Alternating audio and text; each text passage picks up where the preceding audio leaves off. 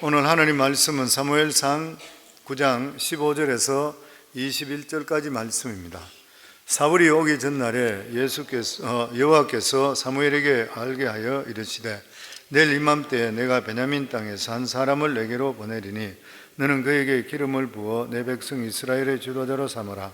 그가 내 백성을 블레셋 사람들의 손에서 구원하리라. 내 백성의 부르짖음이 내게 상달되었으므로 내가 그들을 돌봤노라 하셨더니 사무엘이 사울을 볼 때 여호와께서 그에게 이르시되 보라 이는 내가 내게 말한 사람이니 이가 내 백성을 다스리라 하시니라. 사울이 성문한 사무엘에게 나아가 이르되 선견자의 집이 어디인지 청하건대 내게 가르치소서 하니 사무엘이 사울에게 대답하여 이르되 내가 선견자니라. 너는 내 앞서 산당으로 올라가라. 너희가 오늘 나와 함께 먹을 것이요 아침에는 내가 너를 보내되 내 마음에 있는 것을 다 내게 말하리라. 사흘 전에 이런 내 암나기들을 염려하지 말라. 찾았느니라. 온 이스라엘이 사모하는 자가 누구냐? 너와 내 아버지의 온 집이 아니냐 하는지라. 사울이 대답하여 이르되 나는 이스라엘 지파의 가장 작은 지파 베냐민 사람이 아니니까 또 나의 가족은 베냐민 지파 모든 가족 중에 가장 미약하지 아니하니까 당신이 어찌하여 내게 이같이 말씀하시니까 하니. 아멘. 우리 교회는 이 새벽 기도로 믿음의 가문을 일으키자 이러한 구원을 외칩니다.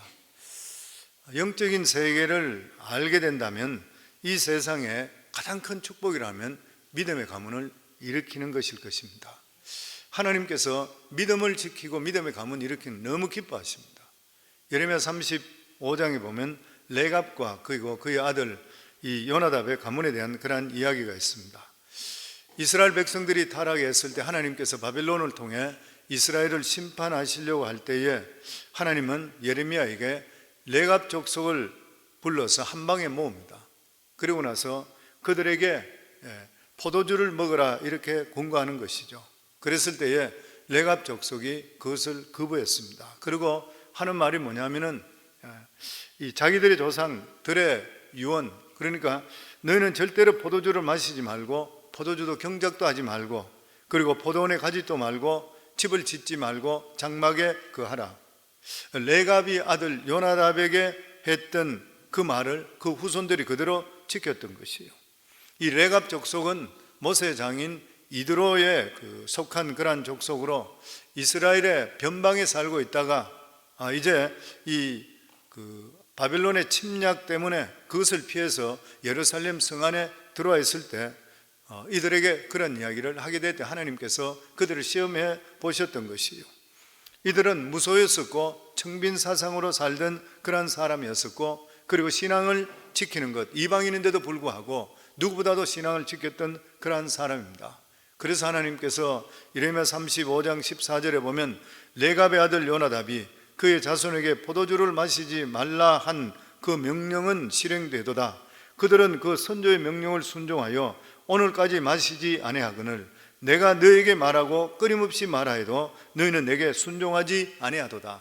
그러니까 레갑 족속들은 이렇게 조상의 신앙을 이어받아서 끝까지 지키고 있는데 나는 너희들을 이렇게 이야기하는데도 불구하고 어찌 내 말을 듣지 않느냐, 하나님의 한탄하시는 그런 말씀과 마찬가지로 이 레갑 족속들이 믿음의 가문을 일으키는 데 대해서 하나님께서 성경에서 레코나이즈 하시고 그리고 칭찬해 주시는 그러한 말씀인 것입니다.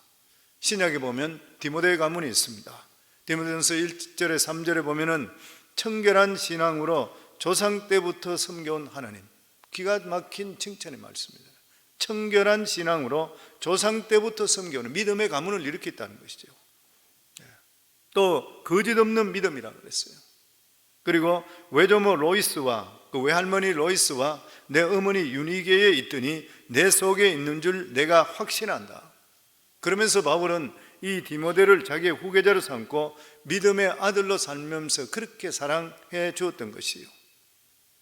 그런데 우리가 이 사무엘상을 보면 성경에 보면 엘리 제사장과 같이 이 사무엘도 아들로 인해서 이스라엘 백성들에게 이스라엘의 왕을 세우는 빈미를 주었던 것이에요. 사무엘이 누군 것이에요? 사무엘은 어릴 때에 자기가 하나님께로부터 계시를 받아 첫 번째 예언했는 것이 엘리 제사장이 나이가 들어서 자식들을 관리를 못함을 통해 그 집안에 대한 저주의 말씀이었잖아요. 그러니까 사무엘은 그것을 자기가 어릴 때에 하나님의 첫 번째 말씀을 듣고 전했던 거라는 사람이에요. 그런데 지금은 세월이 흘러서 자기가 나이가 들었는데 자기도 엘리 제사장과 별반 다름이 없는 것이에요. 보면 자기 자식 농사를 잘못해 버렸던 것이 정말 이거는 누구든지 장담할 수가 없는 그런 일인 것이죠. 보면 결과적으로 이 사무엘도 엘리 제사장의 전철을 밟게 되었던 것입니다. 그래서 하나님께서는 진짜 믿음의 가문, 믿음적으로 살아가는 가정, 그리고 자손 대대로 믿음을 지키는 가정을 정말 기뻐하셔요. 저는 우리 성광교회 성도님들 모두 다가 우리가 신앙적으로 정말 성공하고 하나님의 기쁨이 되려 그러면은 이 레갑 족속과 마찬가지로 하나님이 주시는 이 말씀을 끝까지 지키는 자손들, 후손들이 될 수 있기를 주의 이름으로 축원합니다. 이 9장의 본문의 말씀은 이스라엘 백성들이 왕을 요구했을 때에 하나님이 베냐민 지파의 기스의 아들 사울을 왕으로 택하는 그런 내용입니다. 우리가 잘 알고 있듯이 베냐민 지파에는 12지파 중에 가장 연약하고 가장 아픔을 많이 당했던 그러한 지파였습니다.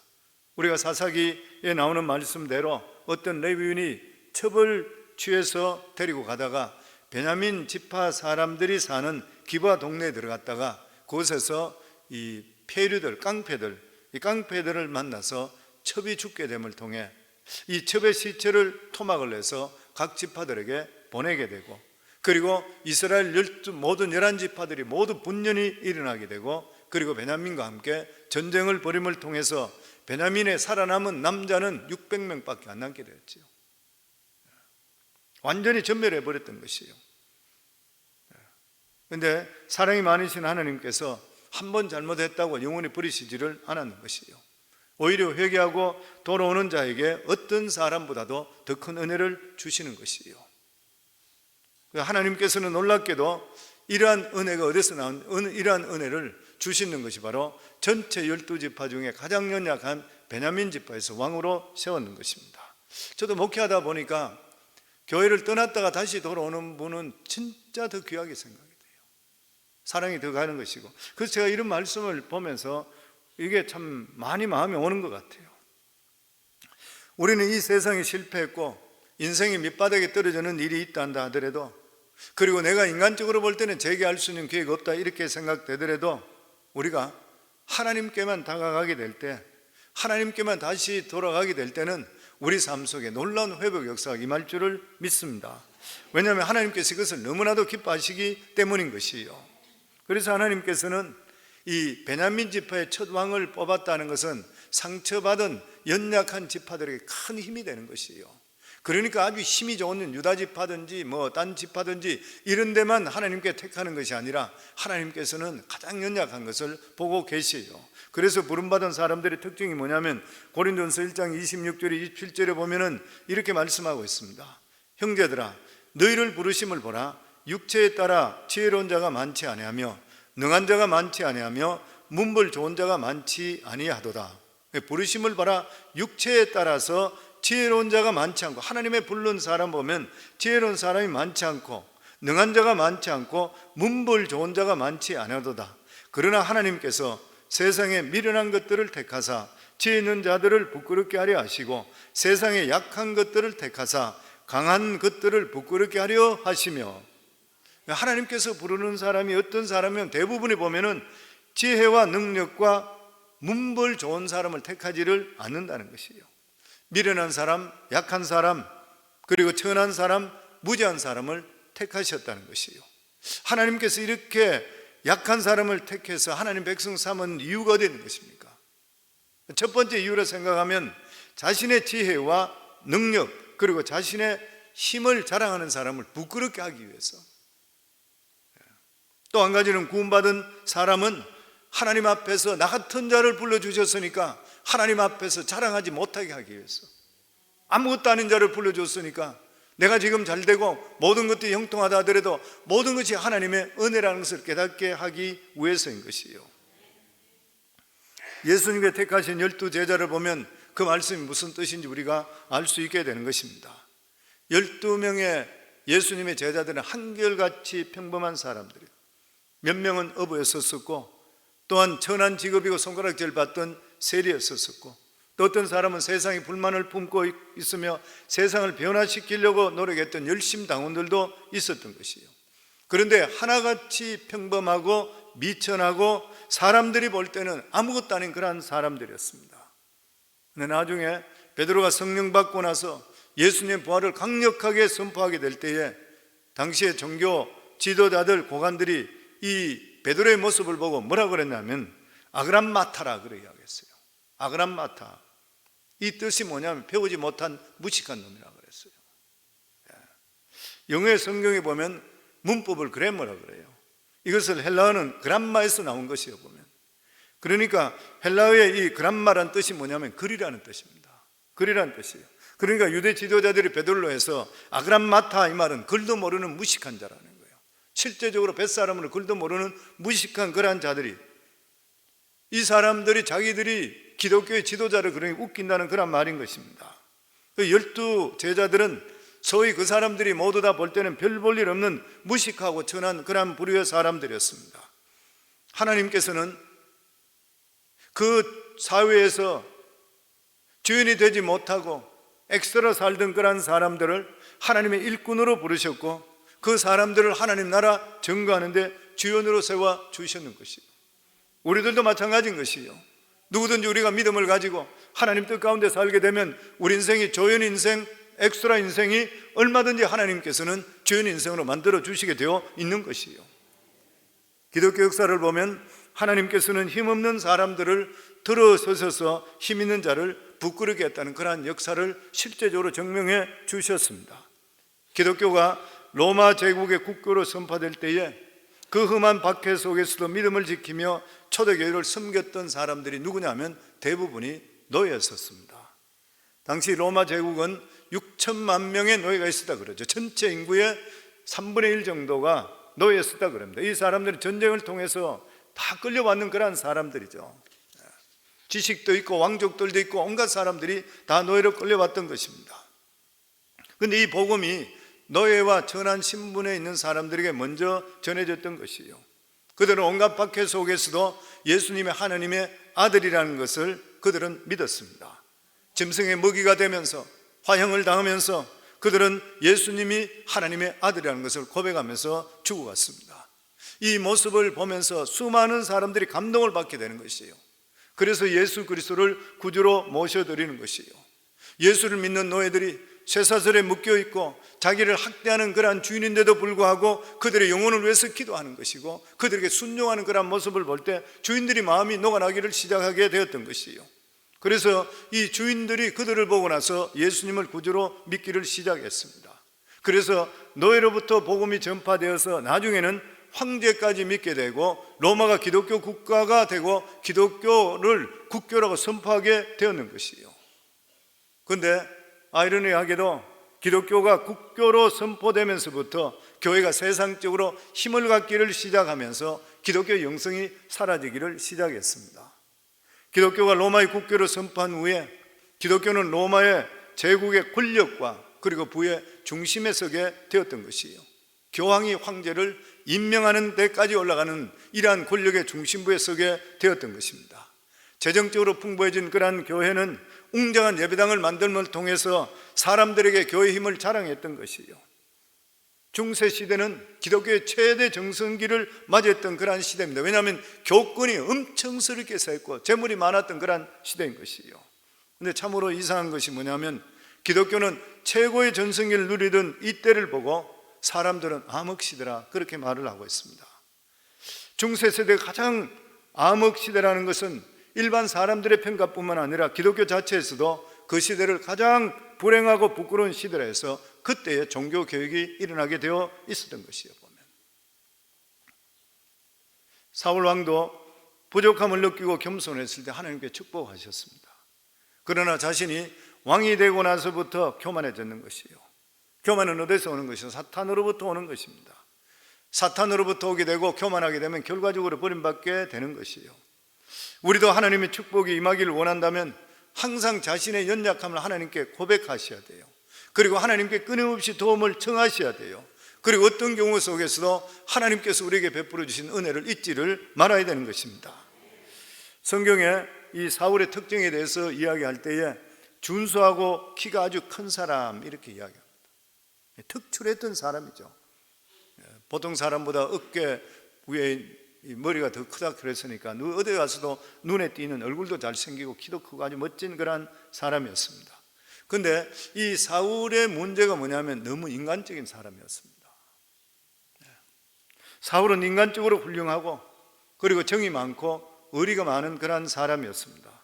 그러나 사울은 이러한 인간적인 관계에 매여서 하나님의 뜻을 펴나가지 못하게 되었던 것이죠. 거기에 비해서 다윗은 인간미는 좀 떨어지지만 철저하게 하나님 중심적이었습니다. 다윗은 모이면 하나님 이야기하는 거예요. 하나님 이야기하고 하나님 찬양하고, 그래서 다윗은 끝까지 하나님의 축복을 받았던 것이에요. 인간적일 때는 처음에는 좋습니다. 그러나 문제가 뭐냐면 인간에게는 부패성이 있는 거예요. 부패가 들어있는 것이에요. 우리 인간의 이 본성인 부패의 본성을 이길 수가 없는 것이에요. 결과적으로 변질되는 것입니다. 그리고 인간적이고 정에 약하게 될 때는 사탄이 틈타요. 이게 무서운 것입니다. 그러나 하나님 중심적인 것은 처음에는 덜 인간적이고 탁탁 잘라버리니까 인간미도 없어져 버리지만 시간이 지나더라도 덜 부패하게 되는 거예요. 그래서 사도 바울은 우리 그리스도의 인간관계에서 뭐라고 주장했냐면 항상 주 안에서라고 증명했어요. 사랑을 하더라도 주 안에서 사랑해야 돼요. 무슨 일이든지 주 안에서 해야 되는 것이에요. 왜냐하면 우리가 부패하기 때문에 그런 것입니다. 하나님께서는 사울 왕을 세우실 때에 그의 어려운 일을 당할 때부터 대감을 통해서 하나님께 그를 세우셨습니다. 암나기를 잃어버렸습니다. 그래서 온 이스라엘을 돌아다니는 것이요. 그 당시에 암나기는 더더욱이나 집안이 뭐 그렇게 유명한 집안도 아니고 이런 집안에 암나기 한 마리는 굉장히 큰 재산인 것이에요. 그 다윗이 사울이 다른 이야기를 하면 재산에 큰 손실을 보게 되었던 것입니다. 그래서 도망간 암나기를 찾기 위해서 수백 리씩 다니면서 찾아다니는 거예요. 정말 괴로운 일인 것이에요. 아마 사울은 하나님께서 우리 집안에 무슨 일이 있어서 이런 일이 났을까 이렇게 생각했을 것이에요. 그러나 하나님께서는 사무엘을 만나기 위해서 이러한 어려움을 주신 것입니다. 그래서 우리가 C.S. 루이스가 이야기한 대로 고난은 하나님의 확성기라. 고난을 통해서 하나님께 다가감을 통해 우리 인생이 변화되는 역사가 임하게 되어 있는 것이에요. 지난번에 보니까 이 타인델 그 출판사에 의하면은 코로나 사태로 인해서 미국의 그 동기간보다 성경이 40%에서 60%가 더 팔렸다고 그랬습니다. 이것은 2001년 9/11 테러 사건 이후로 이렇게 급증하는 것이 처음이었다 그래요. 테러와 바이러스로 인해서 사람들이 위기감을 가지게 될 때에 하나님 말씀을 찾는 손길이 많아졌다고 하는 것이에요. 그러니까 이러한 모든 일들을 통해 하나님께서 우리를 부르시는 것이에요. 인생은 어려운 문제가 생기고 어려운 실타래가 엉켜 있을 때에 아무리 실을 잡아당긴다 해도 풀리지를 않는 것이에요. 꼬여있는 부분을 찾아내서 그것을 풀게 될 때 나머지 부분들이 술술 풀리게 되어 있는 것입니다. 우리 삶 속에도 어려운 문제가 있고 풀 수 없는 그런 문제 있을 때에 이 문제를 풀 수 있는 길이 뭐냐면은 우리와 하나님 관계로 보고 그것부터 먼저 풀을 수가 있으셔야 됩니다. 왜냐하면 우리가 하나님 관계만 바로 되게 되면 하나님께서 풀어주시기 때문인 것이에요.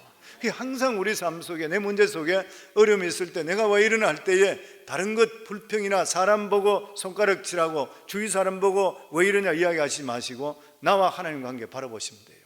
그리고 나와 하나님 관계가 풀어지는 순간에 어느 순간에 내가 풀지 못했던 것들이 풀어지기 시작하고 막혔던 담이 무너지는 역사가 임하게 되어 있는 것이에요. 아멘. 그래서 우리 영성들이 항상 어떤가 돌아봐야 돼요. 내 영성이 지금 어떤 것인가. 사실 코로나 사태로 많이 느그러졌지요. 많이 회복됐습니다만은 지금 우리 새벽기도 나오시는 분들만 하더라도 뭐 주일도 마찬가지지만 토요일 날 나오시는 분들만 하더라도 3분의 2 정도 나오셔요. 아직 3분의 1은 계속 나오던 분이 안 나와요. 주일 날도 3분의 2보다는 좀 더 나와요, 보면. 왜냐하면 이게 온라인으로 예배 드리는 것이 습관화되기 때문에, 그래서 뭐 어떤 특별한 경우에서는 얼마든지 드릴 수 있겠지만은 이게 내가 귀찮아서 나가기 싫고 편해서 편한 게 좋다고 해서 안 나오는 경우들이 많이 생기기 때문인 것이요. 그래서 우리 자신들의 영성을 항상 돌아볼 수 있어야 됩니다. 왜냐하면 사탄은 호시탐탐 다니면서 찾아서 무너뜨리려 하기 때문인 것이요. 깨어서 일어날 수가 있어야 되는 것이요. 오늘도 온라인으로 예배 드리는 분들이 있다면 그 중에 혹시나 내가 게을러서 그런 게 있다면 깨어나서 일어나기를 주의 이름으로 축원합니다. 베드로전서 5장 8절에 보면 근신하라 깨어라 너희 대적 마귀가 우는 사자같이 두루다니며 삼킬 자를 찾느니 너희는 믿음을 굳건히 하여 그를 대적하라.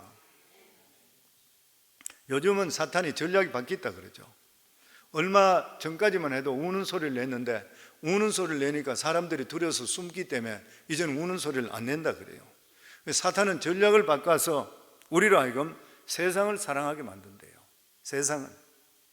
그래서 마귀가 세상을 너무 아름답게 꾸민대요. 드라마부터 해서 영화부터 해서 게임부터 해서 이런 데 다 빠져들어 사람들을 만드는 것이에요. 그래 놓고 나서 믿는 사람들을 자꾸만 허영의 세계에 빠지게 하는 것이에요. 허영의 세계나 세상적으로 빠지게 되면 성도 우리가 세속적이 되고 세상적으로 빠지게 될 때는 우리 마음이 어떻게 바뀌냐면 가시덤불로 바뀝니다. 내가 하나님을 사랑하고 내가 영적이 되면은 내 마음이 아름다운 마음으로 바뀌게 되고 모든 것을 품을 수 있는 그런 마음이 되지만 내가 세속적이 되고 세상적으로 바뀌는 순간부터 내 마음은 가시덤불로 바뀌어서 엉망진창이 되어버리고 마는 것이에요. 그러면 말씀이 돌아도 자라지 못해요. 아무리 말씀을 들어도 자라지를 못하게 되는 것입니다. 도둑이나 마귀는 이 세상을 모든 죄를 다 허용하는 것이에요. 그래서 요즘은 웬만한 것은 다 죄로 생각하지를 않는 것이에요. 특별한 문제만 되지 않는다면 얼마든지 죄를 지어도 좋다는 그런 풍조가 만연하게 하는 것이, 이것이 뭐냐면 소돔과 고모라 전략인 것이에요. 사람들이 큰 죄를 짓게 할 때에 하나님께서는 죄가 어느 정도 수준까지 되면 심판을 하십니다. 그것을 유도하게 되는 것이죠. 그래서 성경은 믿음을 굳건히 하여 사탄을 대적하라 그랬어요. 세상적인 것들을 당연한 것이나 받아들이지 말고 경건에 유익되지 못하는 것은 잘라라는 것이죠. 우리 삶에 버릴 것은 버리라는 것이에요. 왜 그렇습니까? 하나님 백성의 거룩이 바로 우리 삶의 능력이기 때문인 것이에요. 그래서 사탄은 성도들이 거룩하게 살지 못하고 부패하도록 계속적으로 유혹하는 것이에요. 이스라엘 백성들이 왜 망했습니까? 이스라엘 백성들이 망한 이유가 어디 있는 것이에요? 이스라엘 백성들은 자기들이 이방 민족과 똑같다 생각했어요. 하나님의 백성인데도 똑같다 생각했어요. 그들은 그 사람들을 똑같이 인정받을 그래 생각했던 것이에요. 하나님 백성의 능력이 어디서 나오는 것입니까? 거룩에서 나오고 경건에서 나오는 것이잖아요.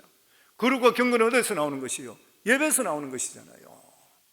우리가 함께 예배 드리는 가운데 하나님의 능력이 우리 속에 공급되게 되어 있는 것이고 하나님이 주시는 지혜를 우리가 얻을 수 있게 되는 것이에요.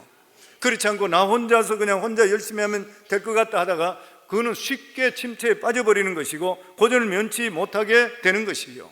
오늘도 우리가 이렇게 모이는 것은 하나님이 주시는 은혜를 받기 위해서 모이는 것이에요.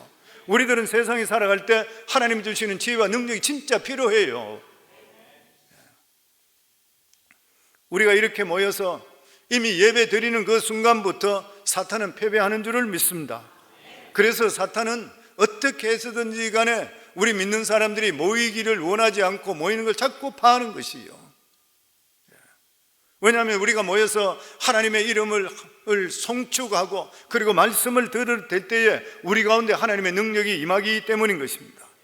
그래서 사탄은 어쨌든 간에 모이지 못하게 하고 자꾸만 세상적으로 빠지게 하고 혼자 있도록 만드는 것이에요. 저는 우리 성도는 이것을 알고 항상 우리가 모이기를 힘쓰고 믿음으로 승리하기를 주 이름으로 축원합니다. 그리고 오늘 여기 말씀에 보면 하나님의 시간은 가장 정확한 시간에 응답하시는 하나님이신 거예요. 사울과 그리고 사반이 선지자를 찾기로 결정했을 때 지금까지 풀리지 않았던 어려운 문제가 순간적으로 풀리게 됩니다.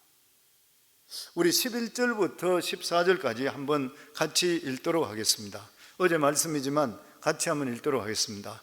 그들이 성읍을 향한 비탈길로 올라가다가 물길로 나오는 소녀들을 만나 그들에게 묻되 선견자가 여기 있느냐 하니 그들이 대답하여 이르되 있나이다. 보소서 그가 당신보다 앞서 갔으니 빨리 가소서. 백성이 오늘 산당에서 제사를 드리므로 그가 오늘 성읍에 들어오셨나이다.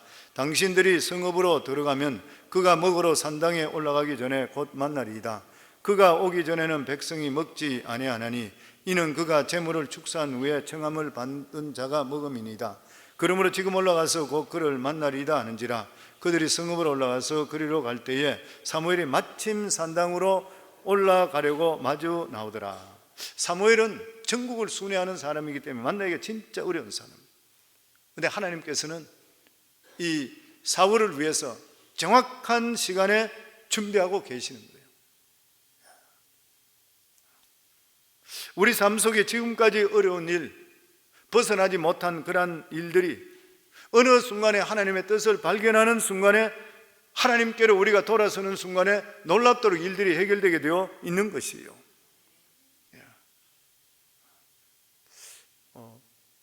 그러니까 이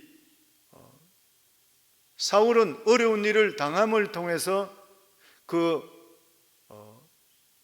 나귀를 찾으러 돌아다니다가 그리고 나서 사무엘이 제사 지내러 오는 그 시간하고 정확하게 하나님 맞춰주는 것이에요. 모든 것들이, 그래서 우리 믿음 안에 일어나는 모든 일들은 필연이라는 것이에요. 우연히 절대 생길 수가 없는 것이에요. 보면 그러면 16절 말씀입니다. 같이 읽습니다. 내일 이맘때에 내가 베냐민 땅에서 한 사람을 내게로 보내리니 너는 그에게 기름을 부어 내 백성 이스라엘 지도자로 삼으라. 그가 내 백성을 블레셋 사람들의 손에 구원하리라. 내 백성의 부르짖음이 내게 상달되었으므로 내가 그들을 돌보았노라 하셨더니, 하나님은 최초로 사무엘 선지자에게 하나님의 마음속에 이 감추인 사울에 대한 계획을 말씀해 주십니다. 사울은 열심히 아버지의 나귀를 찾는 것을 자신의 사명으로 여겼는데 하나님은 실제로는 이러한 잃어버림을 통해 사울에 대해서 큰 계획을 가지고 계신 것을 보여주셨는 것이에요. 이것이 바로 사울의 존재 이유인 것입니다. 그래서 우리들이 하나님 말씀 안에 들어봐야지 하나님께서 우리를 향한 계획을 알 수가 있게 되는 것이에요. 세상에 아무리 돌아다닌다 한다 하더라도 우리의 존재의 의미를 결코 찾을 수가 없는 것입니다. 그러면 왜 하나님께서 직접적으로 사울에게 말씀하지 않으시고 사무엘에게 이야기하신 것인가? 물론 하나님은 사람이 아닌 천사나 그리고 어떤 자연의 현상을 통해서 일을 하실 수가 있습니다. 그러나 성경에 보시면 하나님께 가장 좋아하는 방법이 뭐냐면 준비한 사람을 통해서 이야기하시기를 원하시는 하나님이십니다. 왜냐하면 그 이유는 이 다른 사람의 말을 들음을 통해서 그에 대한 믿음을 갖게 되는 것이고, 하나님의 사람을 통해서 어려움을 벗어나게 되었을 때에 하나님을 더욱더 신뢰하고 하나님 말씀을 더욱더 믿게 하기 때문인 것입니다. 그래서 하나님은 어떤 일을 앞서서 다른 말을 이 듣는 훈련을 시킴을 통해 너는 아무것도 아니고 하나님께서 너를 택해 주셨다는 이러한 것들을 통해 겸손을 배우게 만들어 주시는 것이요, 하나님은 교만한 것을 가장 싫어하십니다. 하나님께 순종하는 것도 쉬운 일은 아니지만 특별히 사람에게 순종하는 것은 결코 쉬운 일이 아닌 것이요, 당신의 나나 똑같은 인간인데 왜 내가 당신에게 순종하느냐 생각할 때가 많이 있는 것이요. 근데 그때 하나님은 그에게 순종하는 것이 하나님께 순종하는 것이라, 모든 것이 그렇잖아요. 질서에 순종하는 것이 하나님께 순종하는 것이라. 사실 이스라엘 왕이라 그러면 최고의 권력자인 것이요, 그냥 하나님께서는 이러한 왕도 선지자를 통해서 기름 붓게 하심을 통해 이스라엘에는 왕위에 하나님이 있다는 것을 사울에게 가르쳐 주시는 것이요.